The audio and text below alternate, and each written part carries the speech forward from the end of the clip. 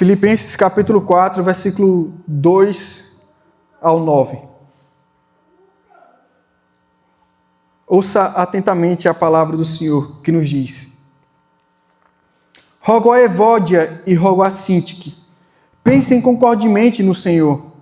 A ti, fiel companheiro de jugo, também peço que as auxilies, pois juntas se esforçaram comigo no Evangelho, também com Clemente e com os demais cooperadores meus, cujos nomes se encontram no livro da vida. Alegrai-vos sempre no Senhor. Outra vez digo, alegrai-vos. Seja a vossa moderação conhecida de todos os homens. Perto está o Senhor. Não andeis ansiosos de coisa alguma. Em tudo, porém, sejam conhecidas diante de Deus as vossas petições, pela oração e pela súplica, com ações de graças.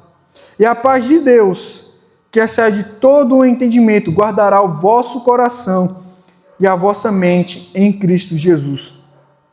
Finalmente, irmãos, tudo que é verdadeiro, tudo que é respeitável, tudo que é justo, tudo que é puro, tudo que é amável, tudo que é de boa fama, se alguma virtude há e se algum louvor existe, seja isso o que ocupe o vosso pensamento. O que também aprendestes e recebestes e ouvistes e vistes em mim, isso praticai. E o Deus da paz será convosco. Amém. Nós iremos meditar sobre o seguinte tema: perto está o Senhor. A motivação verdadeira. Perto está o Senhor. A motivação verdadeira.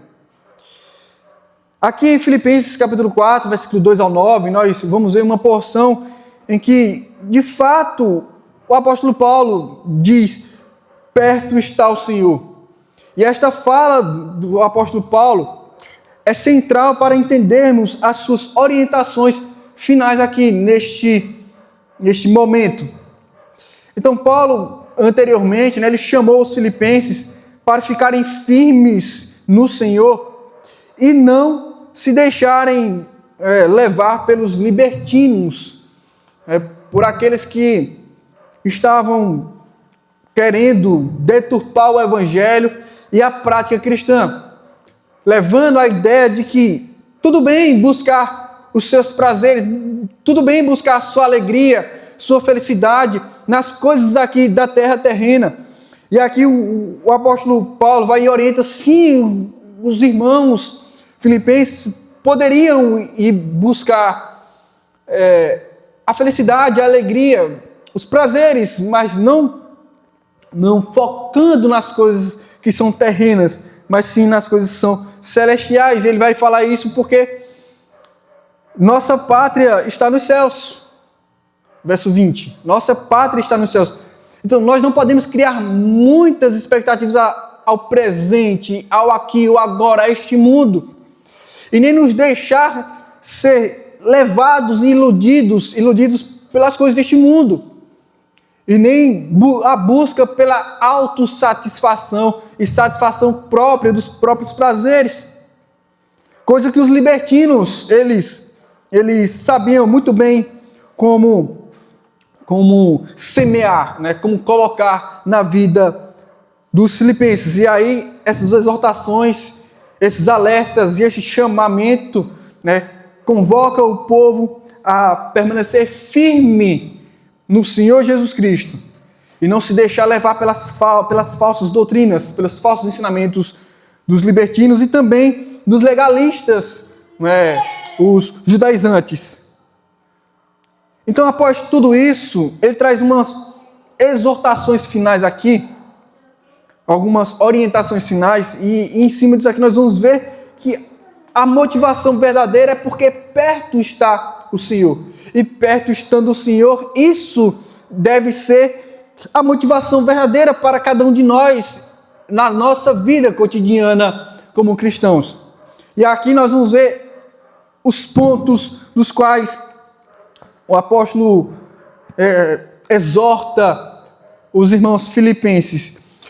Ele diz, versículo 2 e 3: rogo a Evódia e rogo a Sintique, pensem concordemente no Senhor.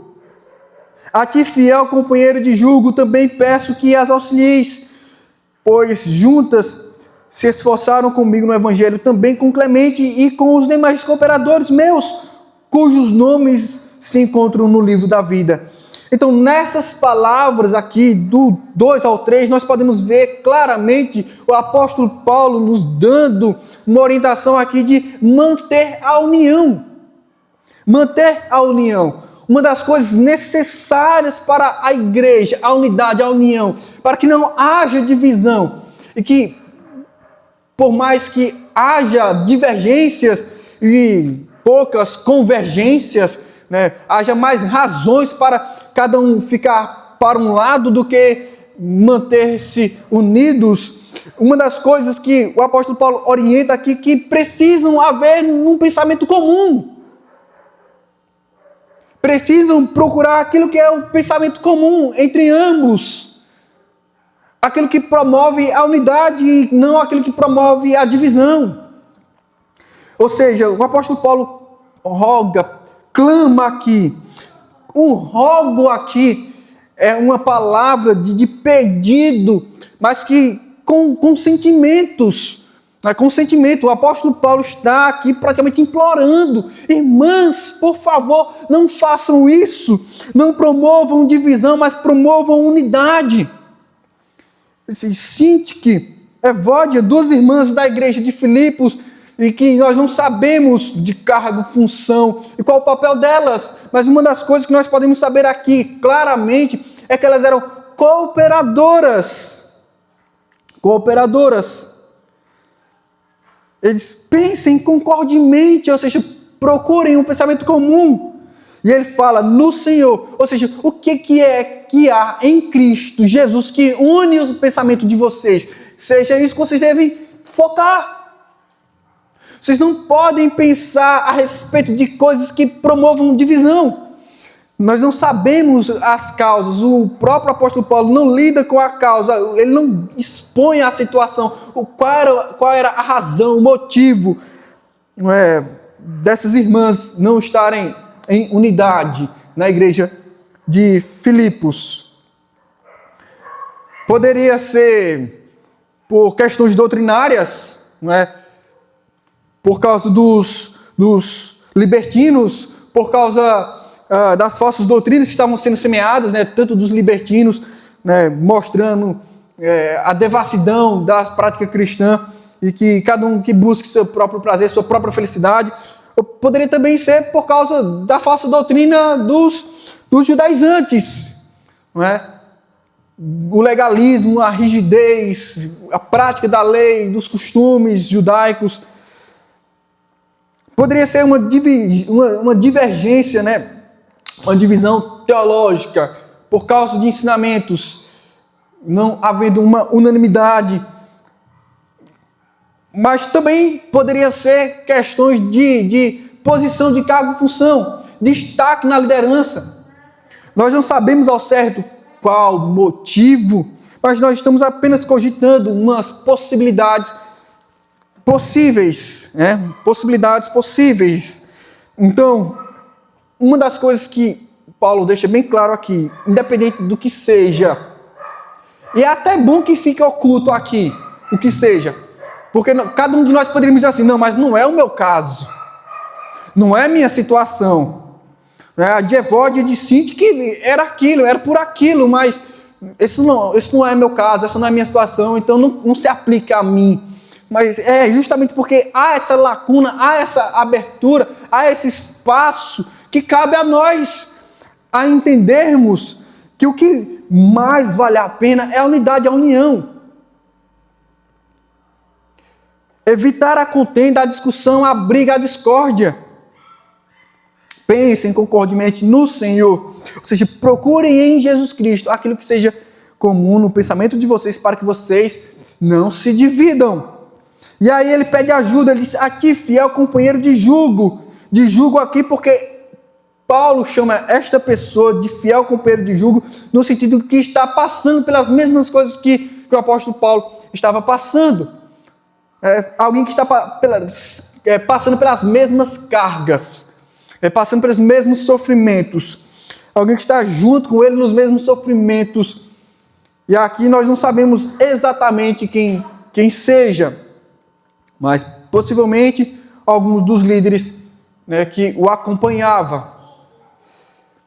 Poderia ser Timóteo, poderia ser Epafrodito, né? Poderia ser um desses citados aqui. Poderia ser, mas não há nenhum indício de a quem ele de fato esteja se referindo. Alguns ainda sugerem Silas, né? Um dos que acompanhava nas suas viagens missionárias, mas não sabemos ao certo. Mas veja, ele pede a alguém em específico para que ajude. Então isso aqui é importante de entender, porque quando há certas discórdias dentro da igreja, entre os irmãos, entre pessoas, é necessário que alguém intervenha, que alguém chegue junto para ajudar, para apoiar, para aconselhar. E ele diz: peço que as auxilieis, ou seja, que vocês cheguem junto para de alguma forma apaziguar, para de alguma forma trazer essa unidade e não permitir que a divisão ela se solidifique, ou seja, que a divisão aconteça e que haja um racha da igreja e essas pessoas não se reconciliem mais. E aí o que acontece? Ele dá as razões, né? Ele diz: pois juntas se esforçaram comigo no evangelho. Ele diz: fiel companheiro meu, ajuda estas duas irmãs, porque não é possível que elas permaneçam assim, porque elas se esforçaram comigo juntas no evangelho. E se esforçaram comigo no evangelho traz a ideia de que na proclamação do evangelho, no difundir o evangelho, no espalhar do evangelho, de fato, naquilo que nós chamamos de trabalho evangelístico, fazer com que o evangelho alcance outras pessoas, nesse serviço elas eram companheiras de Paulo, elas trabalharam juntas, eles também com Clemente, e nós não sabemos de fato quem é esse Clemente, mas aqui alguém companheiro de Paulo também. Alguns sugerem Clemente de Roma, nós não sabemos ao certo. E aí ele diz, não somente com Clemente, mas com os demais cooperadores meus. Ou seja, Paulo tinha muitos cooperadores. E cooperadores aqui traz a ideia de alguém que trabalha junto, que apoia o trabalho. E aqui Paulo está cheio de apoiadores para o avanço do evangelho, para a propagação do evangelho de Cristo, para fazer com que Jesus Cristo seja conhecido através do evangelho, de que Jesus morreu, foi sepultado, né, ressuscitou ao terceiro dia, para nos salvar dos nossos pecados. E esse evangelho, essa boa notícia, havia de ser espalhada. E Paulo não trabalhou sozinho, não é? Paulo não trabalhou sozinho, ele tinha companheiros, apoiadores, cooperadores. Ele deixa isso aqui bem claro. Ele disse, essas irmãs, elas estavam junto comigo. Não deixem que elas se dividam. Não deixem. Ele disse, cujos nomes se encontram no livro da vida. E aqui o apóstolo Paulo, ele testifica que essas pessoas, ele afirma que essas pessoas que trabalhavam junto com ele no avanço do evangelho eram pessoas salvas. E a razão por que essas pessoas são salvas não é porque elas estavam evangelizando, mas era porque essas pessoas estavam testemunhando uma vida cristã autêntica. E agora estavam Síntique e Evódia se dividindo. Paulo, não permitam. E aí ele pede a uma pessoa chamado de fiel companheiro de jugo para auxiliar, para ajudar, para que elas não se dividam, para que haja a unidade e não a divisão. Porque, afinal de contas, aqueles que fazem parte, né, do povo de Deus, e aqui, né, que se encontram no livro da vida, aqueles que são salvos, aqueles que buscam viver o Evangelho, propagar o Evangelho, que procuram viver de maneira coerente com o Evangelho, conforme a fé, esses que são contados, não é, como redimidos por Jesus Cristo, precisam se manter unidos. Aqui é praticamente uma exortação, um fator específico de liderança. A liderança não pode estar dividida. A liderança não pode estar dividida. Como nós sabemos que se trata de líderes? Porque eram companheiros de Paulo no evangelismo, na propagação do evangelho. Estavam juntos, como outros que Paulo tinha de apoiadores do evangelho, do trabalho do evangelho. Então, era um problema de liderança, possivelmente. Já podemos identificar esse fator aqui. Então, perto está o Senhor. A motivação verdadeira que nós devemos ter é essa. Se o Senhor está perto de nós, nós não podemos ter motivações para divisão, mas para unidade, para união. Uma outra coisa que Paulo fala e exorta é sobre a alegria e a moderação. Versículo 4 e 5. Ele diz: alegrai-vos sempre no Senhor. Outra vez digo, alegrai-vos. E essa palavra aqui, ela é muito importante. Ela é muito importante porque Paulo não fala ela somente esta vez, mas essa aqui é outra de tantas vezes que ele já falou sobre a alegria. E no Senhor, como muitas vezes ele enfatiza. E uma das razões porque Paulo fala isso aqui enfaticamente, como ele diz, alegrai-vos sempre no Senhor. Outra vez digo, alegrai-vos, ele repete. Paulo não se cansa de falar as mesmas coisas. E não haveria motivos para Paulo se cansar de falar as mesmas coisas. Porque em dias difíceis, quando nós não nos encontramos motivados, mas sim desmotivados, em que somos pressionados e perseguidos, em que de fato, a tentação maior é de que nós estejamos desanimados, desmotivados e prestes a desistir, e não focados no Senhor, mas focados nas circunstâncias, nos problemas, nas dificuldades, nas nossas limitações. Tudo isso nos faz desanimar e não ter alegria. E aí, em momentos como esses, alguém poderia dizer: mas e agora? Eu não tenho uma motivação para me alegrar. Tudo conspira contra mim. Tudo parece que está me fazendo perecer. Parece que o mundo está desabando ao meu redor. E aí Paulo diz: não se desespere. O desespero não deve ser a motivação, porque a motivação correta e verdadeira é porque perto está o Senhor, por isso você pode se alegrar. É porque perto está o Senhor que você pode sempre se alegrar. E é sempre, e ele diz, no Senhor. O Senhor é a motivação de sua alegria. A motivação verdadeira, quero dizer. A motivação verdadeira. O que poderia também ser contrário àquilo que os libertinos ou os legalistas queriam que os filipenses seguissem.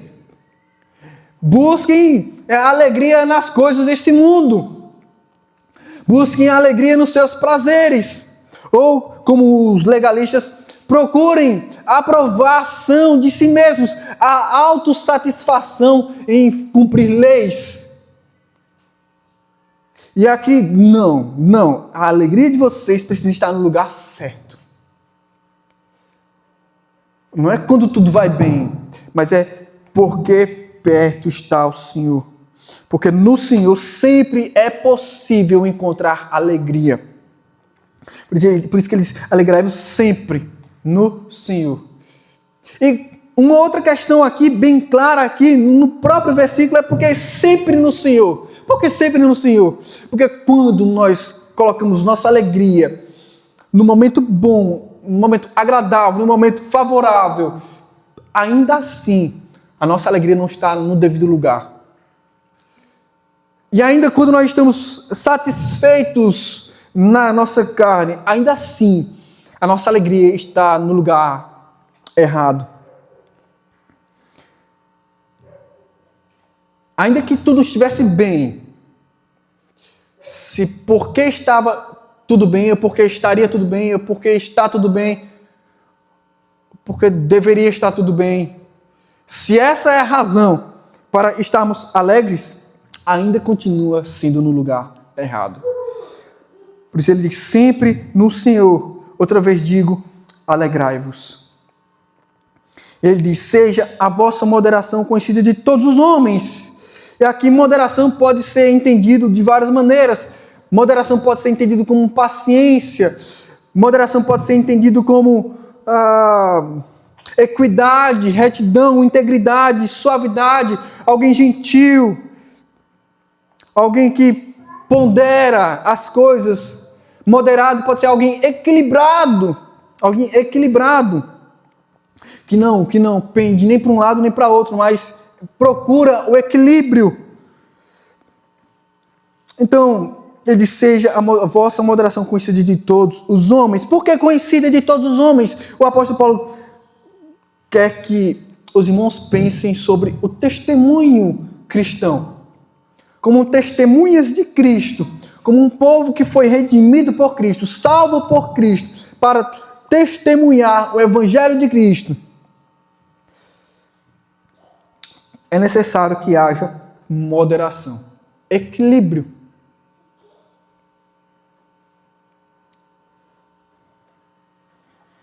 E aqui equilíbrio pode ser entendido também como paciência e bondade, né? Paciência e bondade. Ou seja, demonstrem, mostrem, manifestem essa moderação. Se manifestem. Não como pessoas extremistas.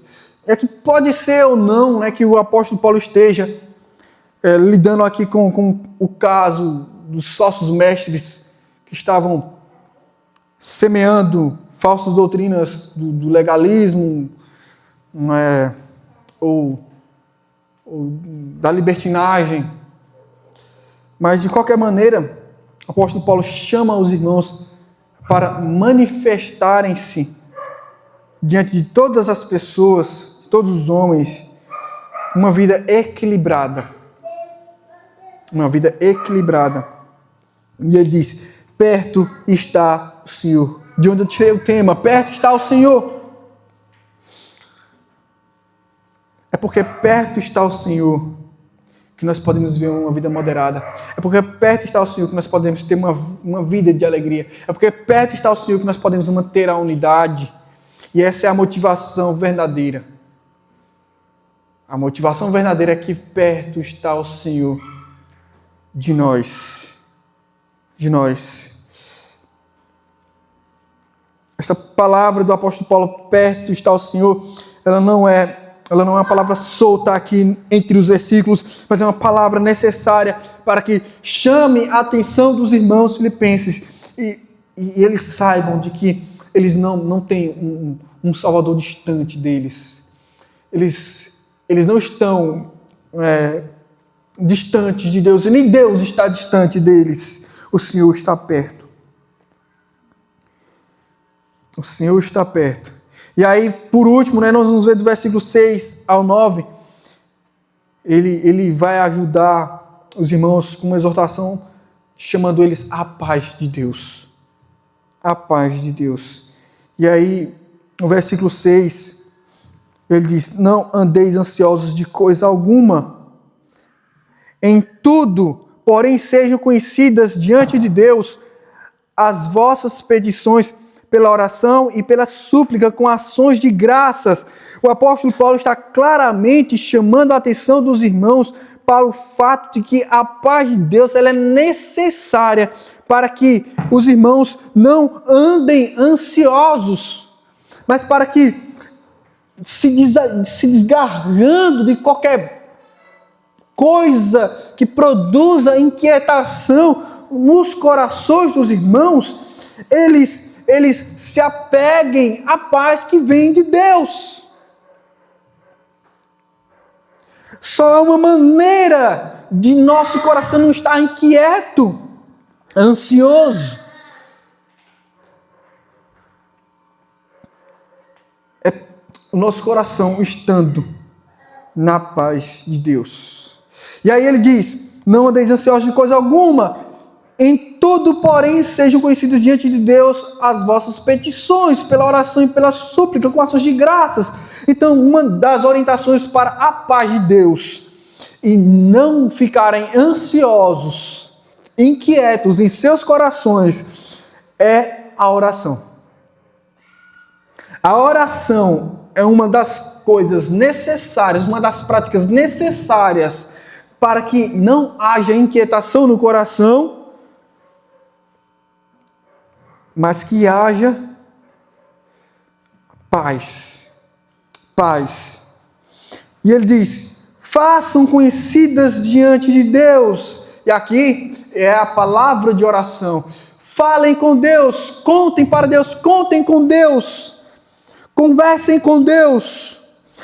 E aqui, sejam conhecidas diante de Deus as vossas petições, os vossos pedidos, apresentem a Deus em oração, ou seja, pela oração, e pela súplica, ou seja, súplica porque aqui deve haver a mesma palavra, que é o mesmo sentido, não necessariamente a mesma palavra, quero dizer, o mesmo sentido de que tanto o rogo lá no começo, como também a súplica, é algo que produz emoção, você coloca o seu sentimento, ou seja, conte para Deus, abra o seu coração com Deus e com ações de graças, ou seja, haja não somente palavras, que não haja somente palavras, mas que haja seus sentimentos ali na sua fala com Deus, apresentando as suas circunstâncias diante de Deus e também você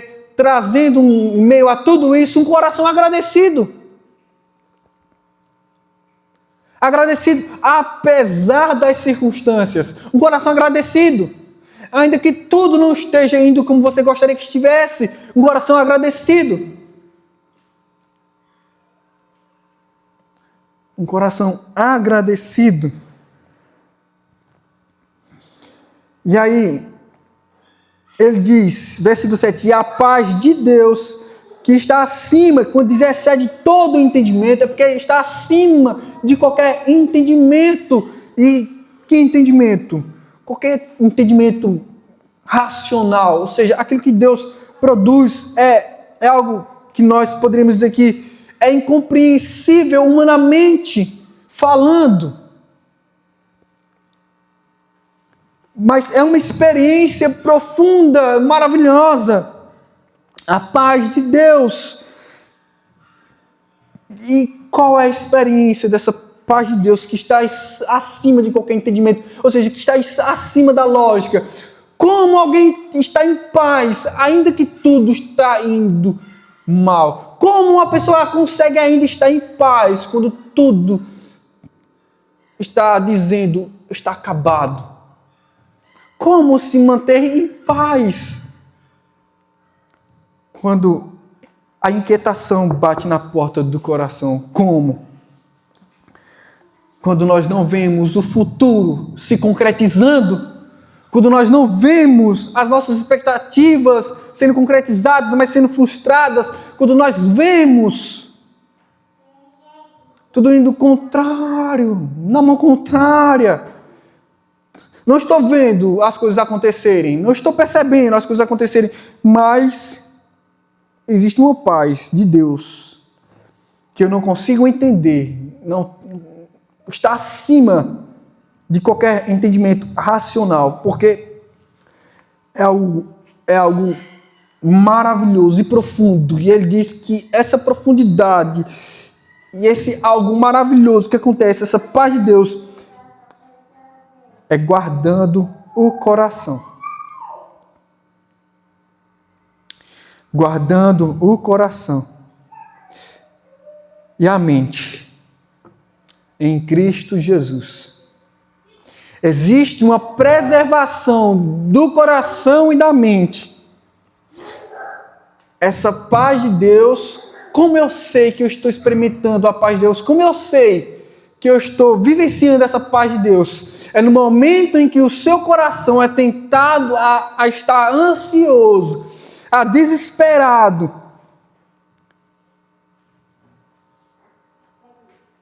E aí, você sente o seu coração guardado disso, preservado disso.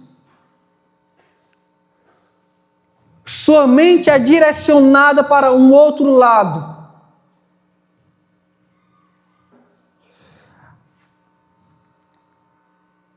Para Cristo Jesus.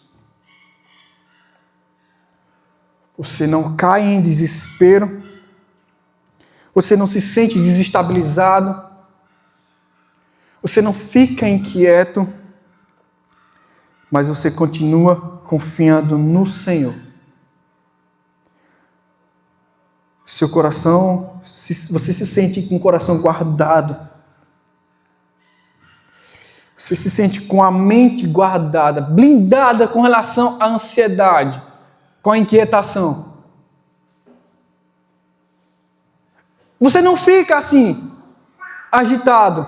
Você não fica abatido. Isso acontece. Isso acontece quando você apresenta diante de Deus as suas circunstâncias em oração.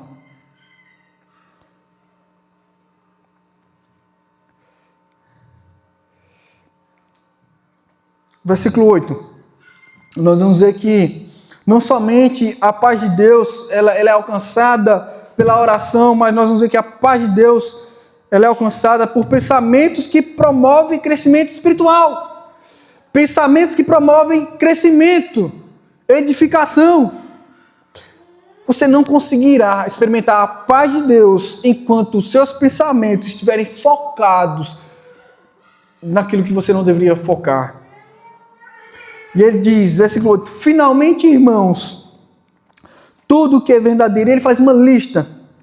Ele chama os irmãos a focarem naquilo que é verdadeiro em Deus, tudo que é respeitável em Deus, tudo que é justo em Deus, tudo que é puro em Deus, tudo que é amável em Deus, tudo que é de boa fama em Deus, tudo que há virtude em Deus e tudo que promova louvor a Deus.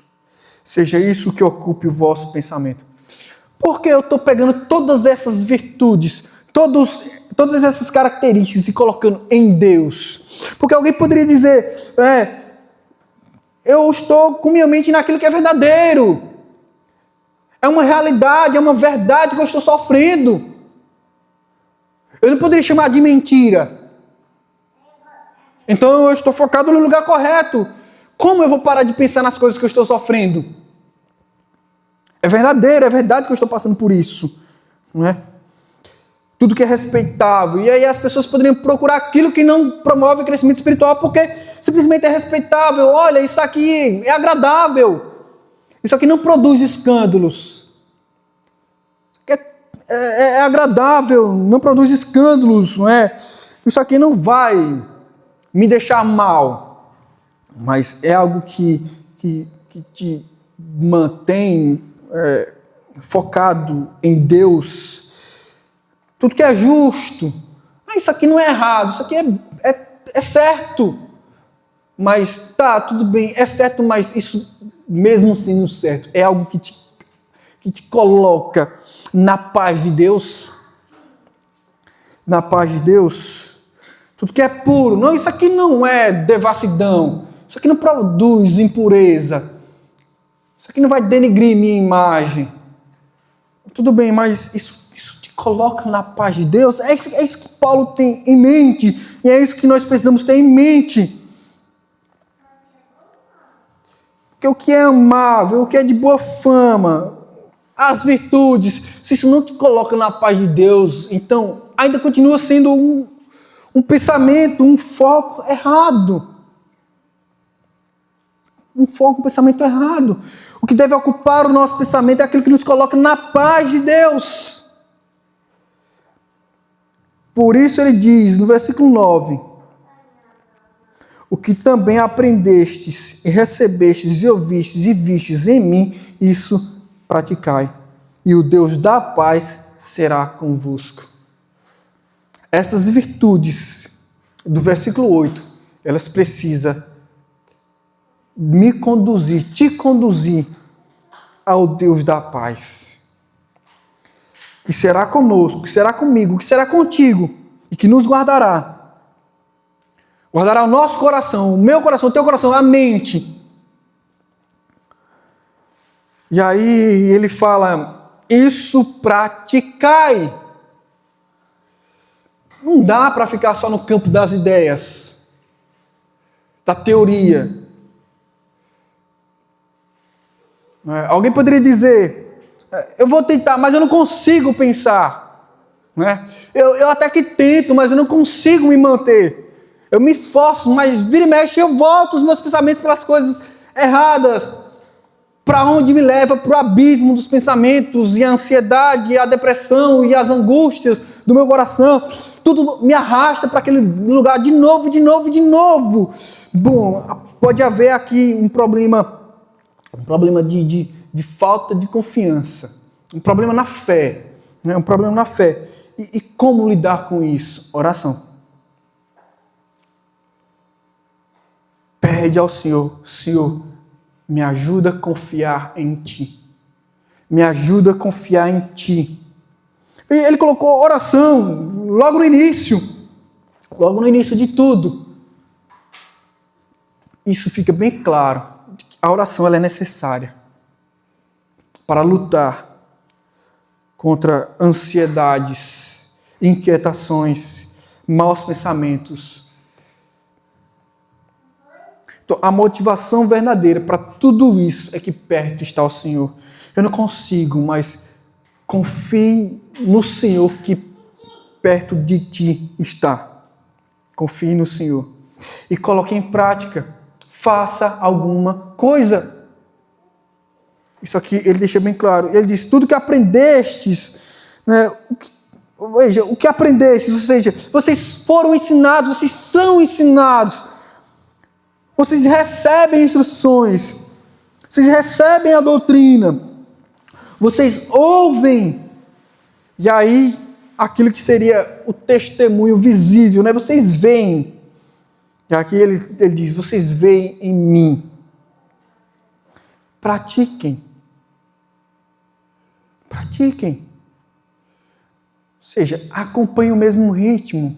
Olha como eu estou encarando as minhas circunstâncias, o apóstolo Paulo. Encarem da mesma maneira. Vejam os exemplos de fé, de confiança, de esperança em Deus, de como vencem as ansiedades e as angústias e as dificuldades. Vejam e façam do mesmo jeito. O que tudo isso aqui nos ensina, nessas instruções finais do apóstolo Paulo? Primeiro que tudo que é contrário à doutrina e a prática cristã deve ser rejeitado. Essa é uma das coisas que nós precisamos deixar bem claro. Não dá para a gente ficar flertando com falsos mestres, com falsos pregadores, e que semeiam enganos.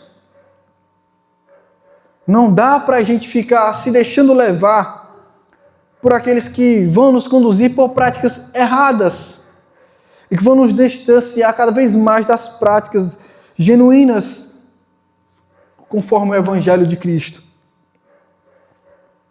Uma outra coisa que nós podemos aprender claramente aqui é que não basta rejeitar o que é errado e que prejudica a vida cristã, mas fazer alguma coisa, ou seja, se posicionar O apóstolo Paulo, ele deixa muito bem claro ao longo da carta: doutrina e prática, doutrina e prática. Doutrina e prática são necessários para uma vida cristã. Não tem outra via. Não tem outra via. Isso aqui é Jesus Cristo, é a doutrina de Cristo, é a doutrina dos apóstolos, é os evangelhos, são as cartas que nós temos. É tudo, é o Novo Testamento. O Novo Testamento todo está recheado disso. A Bíblia toda. Doutrina e prática, doutrina e prática. Doutrina e prática. Então é necessário a gente estar sempre conhecendo para viver conforme a vontade do Senhor. Nós somos salvos pela graça. A prática cristã não é um meio pelo qual nós somos salvos, mas é um meio pelo qual nós crescemos. Nós somos edificados. Nós amadurecemos na fé, na vida cristã, por meio da doutrina e da prática, da doutrina e da prática. Então, não dá para a gente entender que, por mais que tenhamos desmotivações, há brigas, confusões dentro da igreja, mas qual é a motivação verdadeira para que a gente mantenha a unidade? É que o Senhor está perto de nós. Eu não tenho tanta motivação, eu estou tão desanimado, não tenho motivo para tanta alegria e moderação às vezes, mas tudo bem, perto está o Senhor, olha aqui. A doutrina é de que o Senhor Jesus está perto.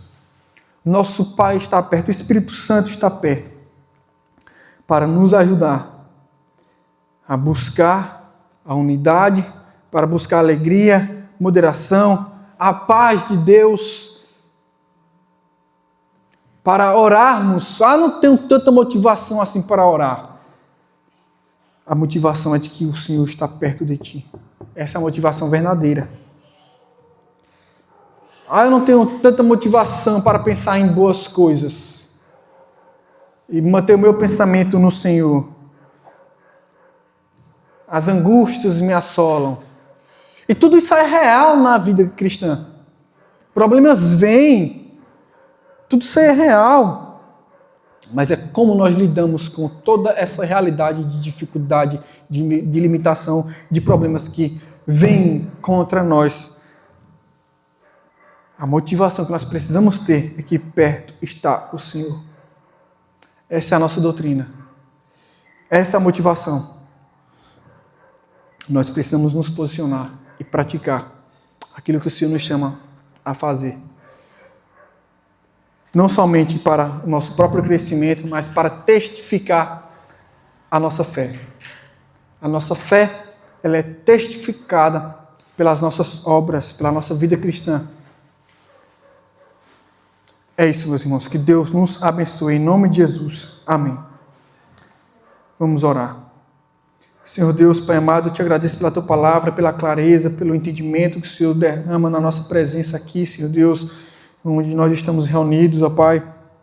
Nós podemos perceber, Senhor Deus, a Tua mão nos guiando, Senhor Deus, com graça e verdade, com amor, com misericórdia, Senhor Deus, orientações preciosas para nós, ó Pai. Nós recebemos sempre, Senhor Deus, da Tua palavra, um direcionamento em cada momento difícil que nós estamos passando, Senhor Deus. Nós não estamos sozinhos, perto está o Senhor de nós, cada um dos fiéis. Nós somos, ó Pai, o Teu povo. Nós sabemos, ó Pai, que não faltará problemas dentro da igreja, problemas internos. Não faltará problemas externos, pessoas nos atacando de fora para dentro. Não faltará, Senhor Deus, dias maus, dificuldades. E que nós, nas nossas limitações, nós vamos estar sendo tentados a sermos arrastados para a angústia, para a tristeza. e para a ansiedade. Nos ajuda, Senhor, a nos manter firmes e nos posicionando cada vez mais, Senhor Deus, e praticando a Tua verdade, que o Senhor nos chama a praticar. Em nome de Jesus. Amém.